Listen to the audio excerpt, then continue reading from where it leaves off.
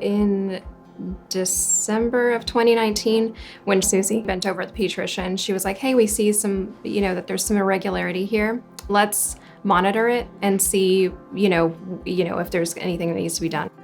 I have a C curve in my back, so I was familiar with scoliosis, but I did not know enough of it to know that, like, if she has a growth spurt, that it was going to cause it to be significantly worse, or it could possibly. So we waited on it for a whole year. December 2020, went and had the pediatrician visit again, and she said that it looked like I needed to go see a specialist at this point. One of the theories of causation of scoliosis is genetics, and that there is some family tendencies on passing on the genes of scoliosis. And so we do see this. We do see that there tends to be a family tendency in scoliosis, that maybe one cousin has it, when your child has it, an uncle or something along those lines. But what we do know for sure that it's not caused solely by genetics, because they've done studies on identical twins that they don't find all identical twins to have scoliosis. In fact, it's only about 60% of identical twins to both have scoliosis, and they can have different size curves and different shape curves.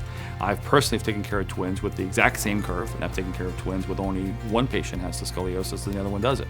But there is a tendency that if your one family member has scoliosis, that there is more likelihood of another family member having scoliosis, but it's not for sure. So if you have scoliosis, or your daughter has scoliosis, or your son has scoliosis, I mean, their kids or your kids are going to have scoliosis.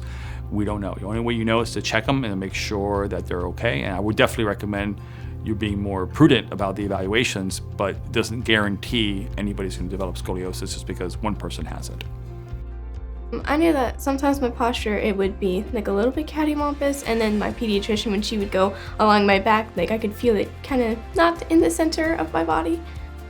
For PE at school, it was kind of difficult because I couldn't do some of the exercises because it like hurt my back, to like run like a long distance, or like throw a ball with my hands and like shift my shoulder a little bit. So yeah, some normal activities I like couldn't do. When I did some research, this place came up as like number one for our area.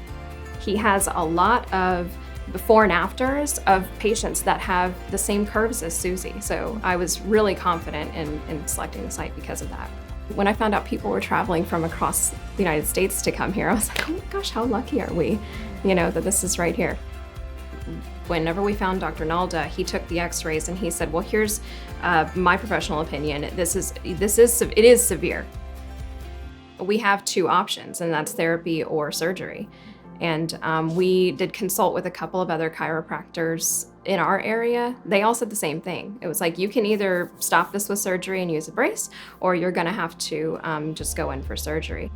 But I really didn't want Susie to have to go through that. So I did include her on the decision to do surgery or have the therapy. In my opinion, we wanted to try therapy because we knew it wasn't gonna be as traumatic as surgery. And the option of surgery is always on the table. So even if something were to happen and this somehow didn't work, which of course it will, but my thoughts were, not knowing any of that yet, was like, well, we can always go back to surgery if it doesn't work out. Imagine if we can just avoid it and reducing it with something conservative, like say, if we conservatively reduce the curve, and in the worst case scenario, let's say we're unsuccessful. Let's say, okay, your curve becomes 56 degrees, the doctor's recommending surgery, you say, okay, we do conservative treatment, and say we're unsuccessful, we don't reduce it, and you have surgery a year or two later.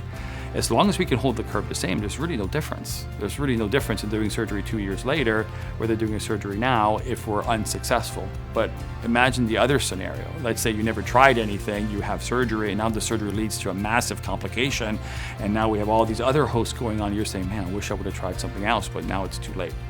So that's why surgery should be like the last resort. Whenever we first started treatment, we were excited because, we knew this was going to help out significantly. Susie, on that 56.4, it was now a 49.6 degree curve on her back already. To see that it's already making that kind of improvement is astounding. I'm super excited. The great news is that we got a great reduction with Susie. In fact, we got her down to almost below 40 degrees. So now she's like just barely at the threshold of surgery. In fact, some surgeons don't consider surgery any curve less than 45 or even 50 in some cases. So in some scenarios, and some orthopedic surgeons say that she's no longer a surgical case. For me, my goal is to get them below 40 degrees, and we're only a few degrees away from that. I think it's very reasonable. So we've taken a case that was an absolute surgery to where now it's borderline surgery, and I feel like we're very comfortably going to get her below surgical thresholds, even 40 being the lowest number. I mean, how amazing is that to go from something that's going to be a life-altering surgery to where now, hey, I'm just going to have to maintain my scoliosis. The patients that here are really supportive. They're like, yeah, we've got you. We're going through the same thing. We've been here for a while, so we know, we'll tell you like what to expect. And so they were very supportive of what I was going through. Dr. Nalda definitely feels like at any time he's available for questions answered, and answering them and being very thorough with you. It's like he slows down time just to talk to you. Like, I know he's got a million other patients to deal with, but if I ask him a question, he kind of relaxes back in his chair and he's like, okay, let's have a conversation about it. It makes you feel really important.